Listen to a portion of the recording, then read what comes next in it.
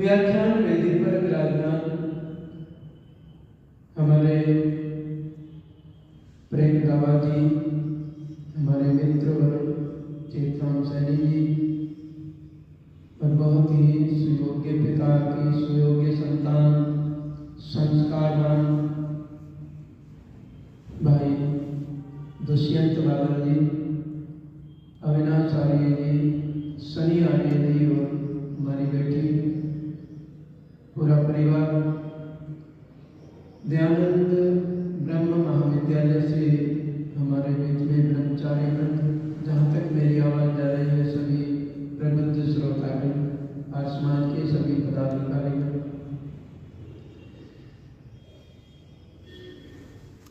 आज हम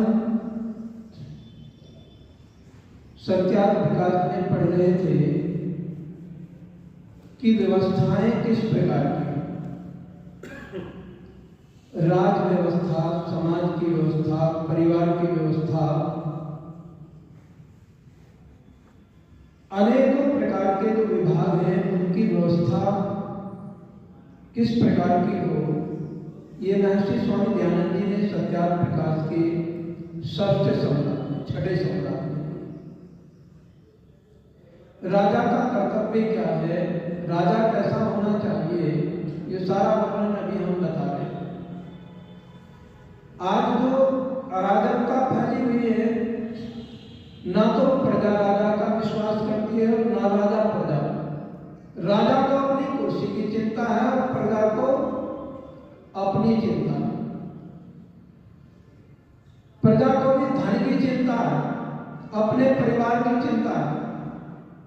पहले परिवार एक इकाई होता था और वो इकाई गांव में वास करता था। गांव को कहते हैं, वहां पर गौएं होती थी। गांव, गांव अर्थात गांव का, गायों का स्थान। गांव जो नाम दिया गया वो गांव, गौ माता के आधार पर ही गांव को बसाया जाता। गाय सब रखते थे, गांव को चराते थे, उसकी भूमि भी छोटी जाती थी। आज कहीं गौचर भूमि है नहीं, हमारे गांव में जो है लगभग 20-25 किला भूमि पड़ी थी, ऐसे एकड़ भूमि। उसमें पूरे दिन गायें चरती रहती थी और एक बहुत बड़ा तालाब था वहां। कोई अमीचंद बंजारा हुआ है जिसको एक कहावत भी आती है कि तू ऐसे पछताएगा, मुहावरा है, जैसे अमीचंद अपने कुत्ते को मारकर बचता है। बड़ा बहुत अच्छा व्यापारी था, उसने जगह जगह पर तालाब, बावड़ी, कुएं बहुत बनवाए, बहुत धर्मात्मा आदमी था। तो हमारे यहाँ उसने बनाया था, उसको महचंद, अमीचंद वाला ही कहते थे।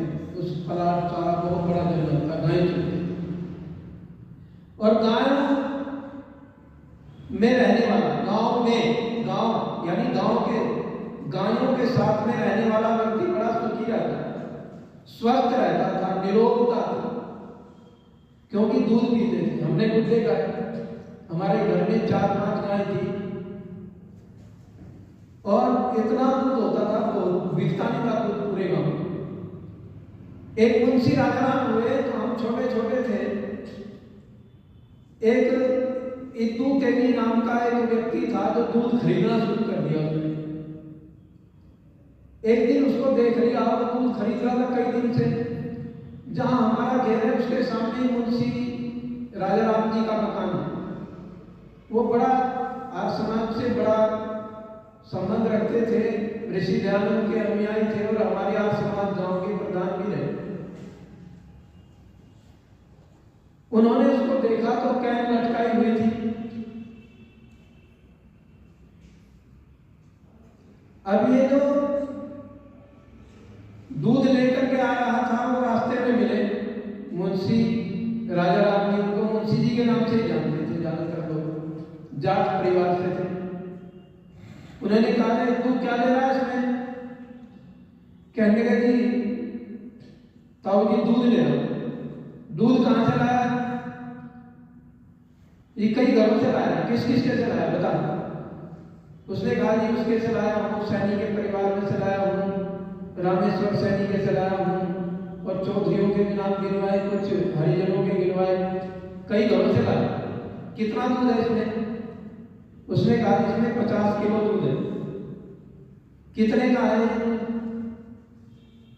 उसने जब 2-3 रुपए किलो का भाव था दूध का,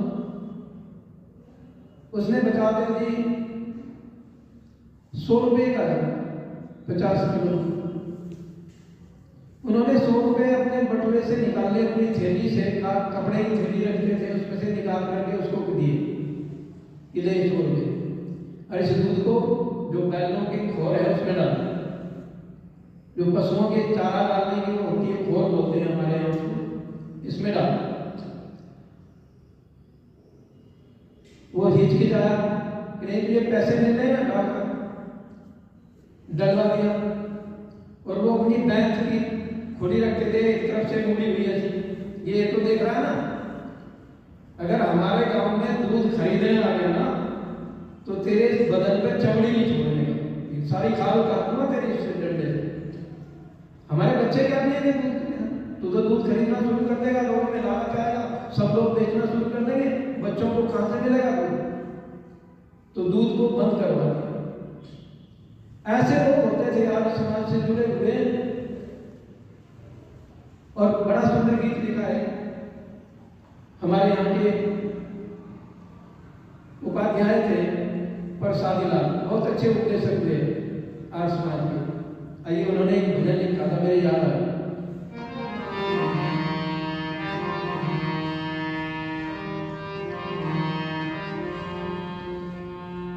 उसे कहे इंसान जगत में जो समझे लाभ और हानि को, अमृत बेचे जहर खरीदे ढूंढे थे जवानी को। उसे कहे इंसान जगत में जो समझे लाभ और हानि को, अमृत बेचे जहर खरीदे ढूंढे थे जवानी को। से कहे इंसान जगत में।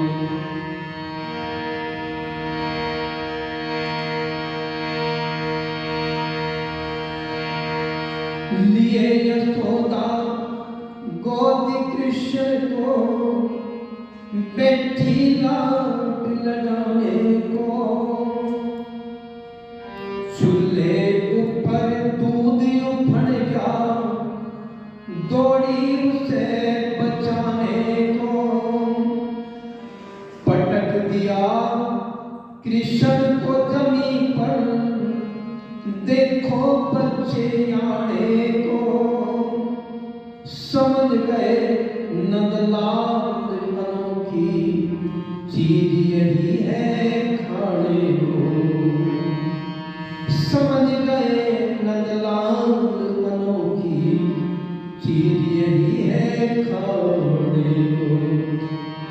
आधा उधल मन खेल बचाया, मोहबे की रजधानी को। अमृत बेचे जहर खरीदे ढूंढे थे जवानी को। से कहे इंसान जगत में जो समझे लाभ और हानि को। अमृत बेचे जहर खरीदे ढूंढे थे जवानी को। से कहे इंसान जगत में।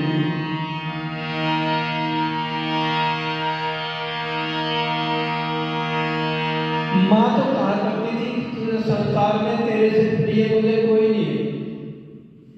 कृष्ण को कहती थी संसार में तेरे से प्यारा मुझे कोई नहीं है। और कृष्ण जी ने देखा आज तुझे प्यारा लगाती थी, और चूल्हे ऊपर दूध रखा हुआ था, दूध उफन गया और तुझे जमीन पर पटक दिया। मेरे से प्यारा तो ये दूध है। और माँ से कहा, माँ तू तो कहती थी कि तू संसार में मुझे सबसे प्यारा है, पर मुझे जमीन पर पटक दिया और ये दूध बचाने चले गई। उसने कहा, भाई ये तो अमृत है। अच्छा, इससे क्या होता है? बल, बुद्धि और पराक्रम बढ़ता है मनुष्य के अंदर। उसके अंदर सात्विक विचार होते हैं, उसका चित्त अंतःकरण पवित्र हो जाता है, वो निरोध रहता है, बलवान होता है, बुद्धिमान होता है, यजमान बनता है और वह श्रेष्ठ बनता है, आर्य बनता है। अच्छा, पर आज क्या हो रहा है? ये तो उस समय की बात थी।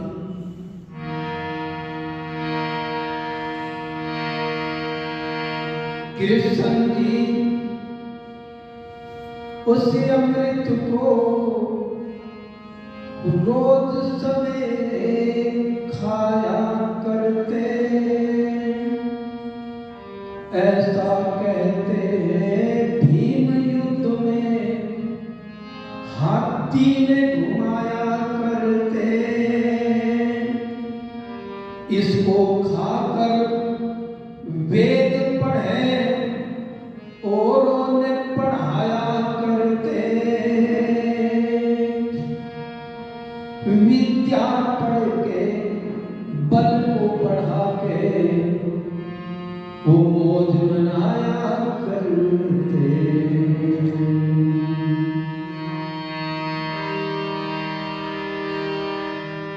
अतीत के अंदर गौ माता खड़ी,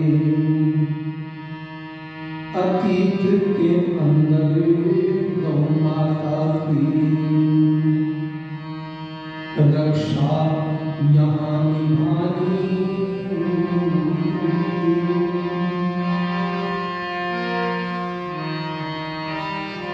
अतीत के अंदर गौ माता की रक्षा रोज निभाने को।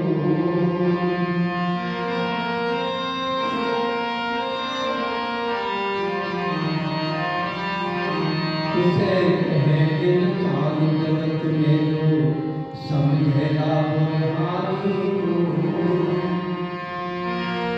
उसे कहे इंसान जगत में जो समझे लाभ हानि को। अमृत बेचे जहर खरीदे ढूंढे जवानी को। उसे कहे जितना देती दूध भैंस, घर घर में दूधिया लाग रहे।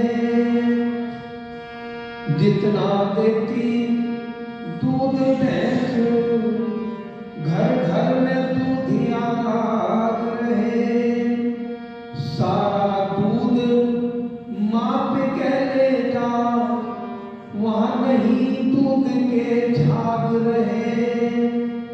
दूध निकाले पसरावे में, घर में बच्चे जाग रहे। पता नहीं था बेचारों को थारे बोल भाग में काग रहे। थोड़ा सा दूध बच गया और झगड़ रहे, न्यारे न्यारे झगड़न लग रहे।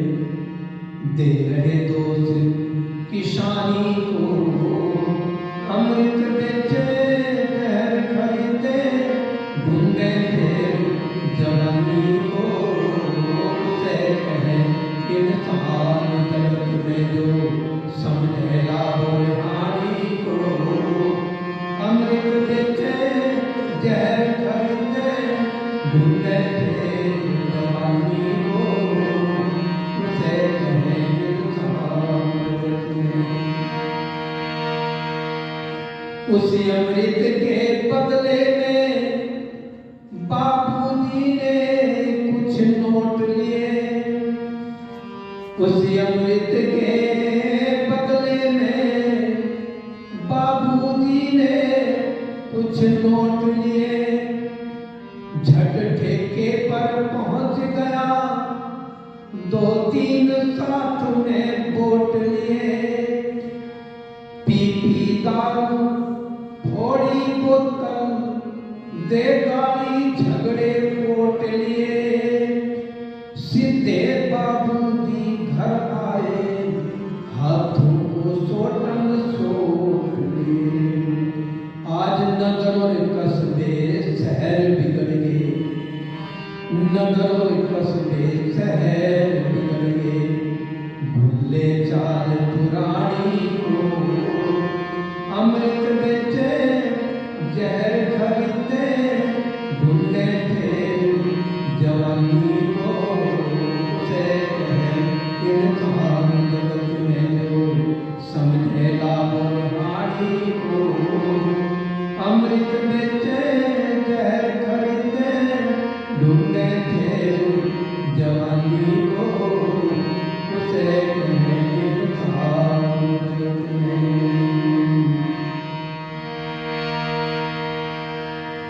फिर बाबूजी गए टाकिज में, और साथ एक सर्वेंट हुआ, सिर नंगा एक कुर्ती पहरी, तेरी काट का पेंट हुआ, महक छूट रही थी कपड़ों में, बढ़िया का एक सेंट हुआ, पैर टूट गया मिस्टर का, कुत्ते से एक्सीडेंट हुआ,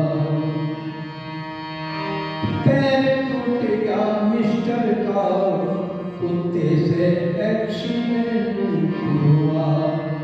पर शादी लाल क्यों भूल गए हो, पर शादी लाल क्यों भूल गए हो, उन ऋषियों की वाणी को, अमृत बेचे जहर खरीदे, ढूंढे थे जवानी को, उसे कहे इंसान जगत में समझे लाभ और हानि को, अमृत बेचे जहर खरीदे, ढूंढे थे जवानी को, उसे कहे इंसान जगत में।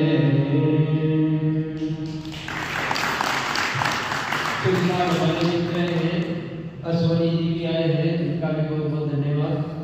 और हमारे बंसल साहब बहुत धार्मिकता है, वो भी हमारे बीच में आए हैं, हम स्वागत करते हैं उनका। इसका समझा सार कृष्ण ने, सुन लो उसकी कहानी।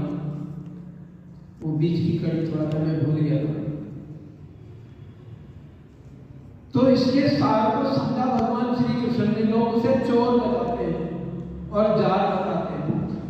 अच्छा, कोई किसी के पूर्वजों को चोर कहे और जार बताए, व्याभिचारी बताए, क्या ये अच्छा लगता है? पर हमें लग रहा है।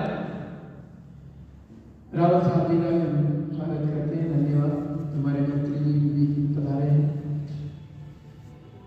आज देखो, हम कृष्ण को जो महर्षि स्वामी दयानंद जी उसको आप्त पुरुष कहते हैं, जिसने संसार में कोई पाप नहीं किया।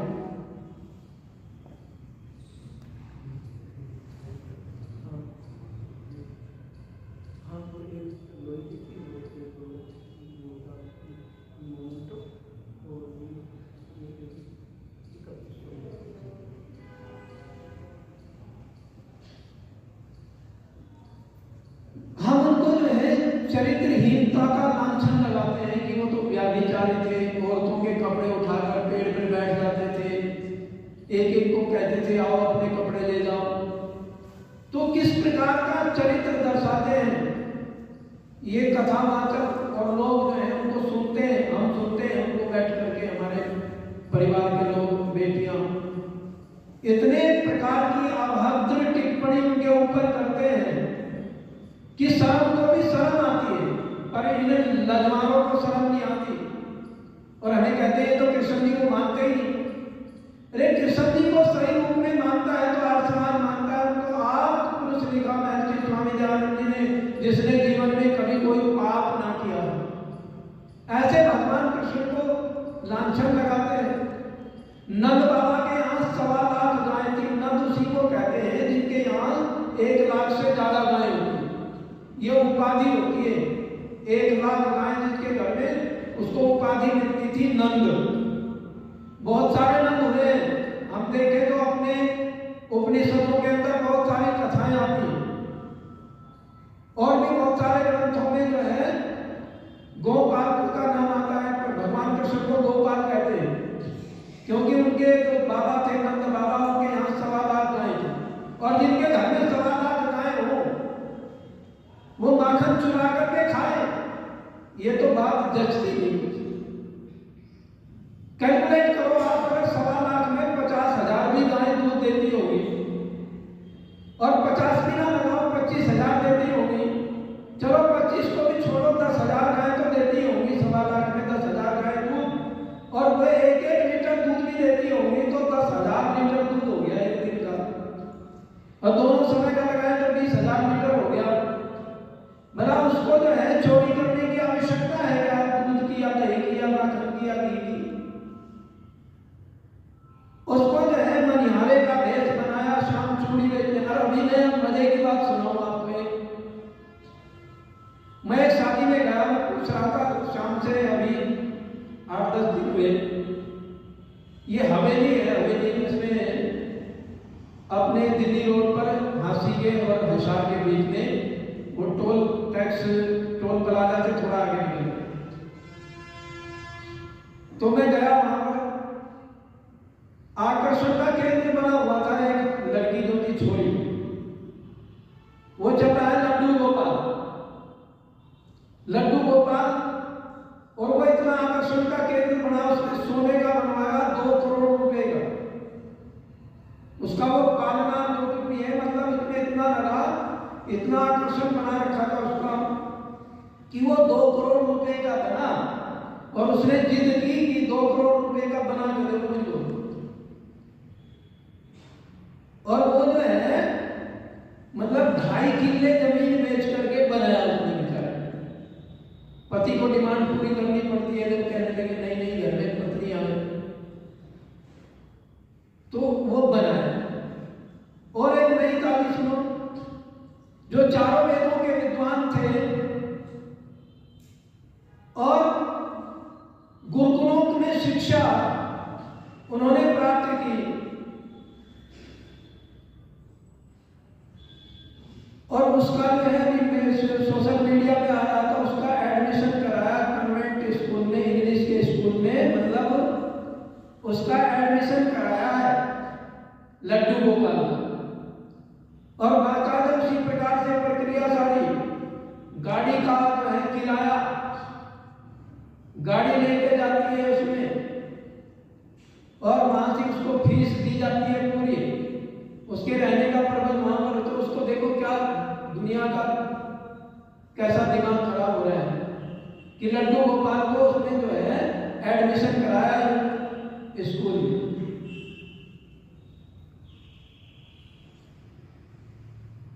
जो महर्षि के आश्रम में रहते थे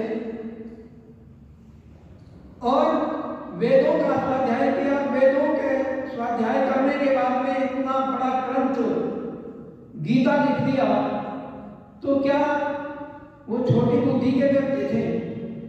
और एक और बात मैं आपको बताऊं, महाभारत में आया है कि जब राजसूय यज्ञ होने लगा तो उस राजसूय यज्ञ में आदर पूजा का विधान होता है, किसको सम्मानित किया जाए।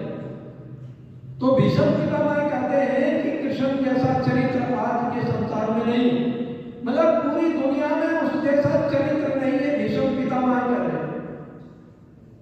और ये आज के तथाकथित पंडित ये कह रहे हैं कि वो तो चोर था, माखन चुराता था, जार था, कुब्जा के साथ में संबंध बताया राधा, और राधा नाम का कहीं मैंने तो पूरा महाभारत 3 बार पढ़ा है, मुझे तो राधा का नाम कहीं उसमें वर्णन आया नहीं, 2 जगह वर्णन आया। ऐसी राधा का वर्णन नहीं आया कि वो प्रेमिका थी भगवान कृष्ण की, लेकिन वहां राधा का वर्णन आया तो कर्ण को जो राधे कहते थे, कर्ण को, क्योंकि कर्ण पुत्र तो कुंती का था। वो बहुत बारी उस तरफ नहीं जाऊंगा, उसको गंगा में बहा दिया था, और अधीरथ वहां पर जो है पांडु का रथवान जो था अधीरथ, वो उसको निकाल करके ले आया, पाल लिया तो उसकी जो अधिरथ की पत्नी थी उसका नाम राधा था, इसलिए कर्ण को राधे कहते। एक तो वहां वर्णन मुझे मिला है महाभारत में, और एक जगह और मिला है, जो कृष्ण के मामा थे शैल, उनकी पत्नी का नाम भी राधा था, और वो उस समय के गुप्तचर विभाग जो होता है, जिसको सीआईडी बोलते हैं, सीबीआई बोलते हैं, उसकी अध्यक्ष थी उस समय की। और भगवान कृष्ण को जो निकाला था कारागार से, कोई दरवाजे टूट कर नहीं देते शंकर, वो सारी गुप्तचर विभाग में पुलिस भी चाहती थी, जब अत्याचार बढ़ा कंस का तो सब परेशान थे, और उसका निर्माण जो है कृष्ण का गर्भ के अंदर से ही कर दिया था। योजना बन गई थी सब जब से कृष्ण गर्भावस्था में आए कि इसको निकालना है। वहां के जो पहरेदार थे सारे दुखी थे कंस से, जो पुलिस विभाग था, जो सुरक्षा कर्मचारी थे, सारे दुखी थे, सारी प्रजा दुखी थी, इसलिए उसको निकालना चाहते थे, सब मिटाना चाहते थे, पर शक्ति उसके पास में थी, क्योंकि शक्ति राज्य की शक्ति हो या शस्त्र की शक्ति हो, जब दुष्टों के पास में चली जाती है तो सज्जन लोग दुखी रहते हैं, और ये जब सज्जनों के पास चली जाती है राज सत्ता की शक्ति और शास्त्रों की शक्ति, तो फिर समाज सुख को प्राप्त होता है। तो इसलिए कृष्ण को वहां से निकलवाने में और नंद के यहां पहुंचाने में, और नंद के यहां कृष्ण जी की दूसरी जो मौसी थी, दो पत्नियां थी वसुदेव की, वो नंद के पास ही छोड़ रखी थी उन्होंने। जब वो कारागार में चले गए तो नंद मित्र थे वसुदेव जी, बहुत बड़े मित्र थे। कितना रिस्क लिया उन्होंने, गंगा जमुना को पार किया और मथुरा से गोकुल तक लेकर के आए। बरसात में भादवे का महीना, और कितने जमुना उफन रही है, और उस जमुना में तैर करके कृष्ण को लेकर के आए, और रात के को भी समय में। तो कितना बड़ा, ये छोटा काम नहीं था, ये पूरे राजतंत्र का काम था, जो हमारा राजतंत्र था उसमें सभी का सहभाग था। आइए एक भजन और